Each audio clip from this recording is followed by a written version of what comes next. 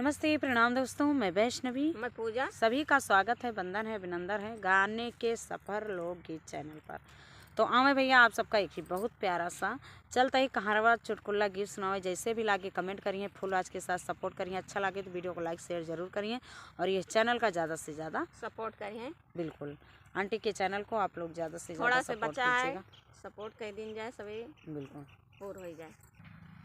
कि हरे नाना दोइया गजब बिरवा झारई, हरे नाना दोइया गजब बिरवा झारई, गजब बिरवा झारई, गजब बिरवा झारई, हरे नाना दोइया गजब बिरवा झारई, हरे नाना दोइया गजब बिरवा झारई, मारे ला मंतर गजब बिरवा झारई, हरे नाना दोइया गजब बिरवा झारई, हरे नाना दोइया गजब बिरवा झारई। ननदी के साथे माई गईली बजरिया, ननदी के साथे माई गईली बजरिया, वही रे बजरिया माँ लागल नजरिया, वहीं पई हमारे लागल नजरिया,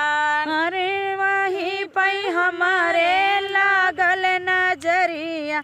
अरे जाके से जरिया उठल अखिया जा गई, हरे नाना दोइया गजब बिरवा झारई, अरे नाना दोइया गजब बिरवा झारई। अरे जाके से जरिया उठल अखिया जा गई, हरे नाना दोइया गजब बिरवा झारई, हरे नाना दोइया गजब बिरवा झारई। अरे वाहेला ठंडी पावन पुरवैया, वाहेला ठंडी पावन पुरवैया, अरे बाहेला ठंडी पावन पुरवैया, टूटेला नस नस आवई अंगड़ैया, टूटेला नस नस आवे अंगड़ैया, देखई जे बाबू सखी था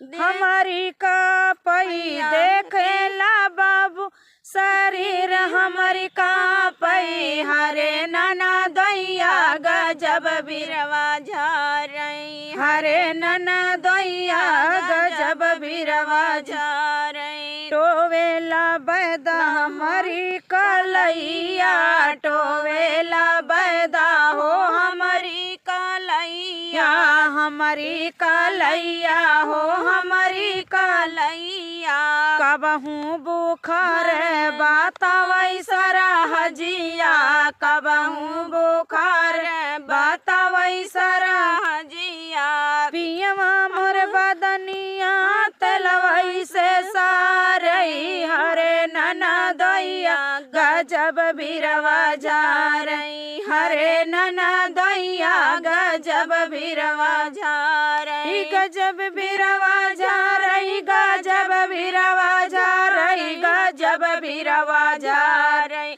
हरे नाना दोइया गजब बिरवा झारई, हरे नाना दोइया गजब बिरवा झारई।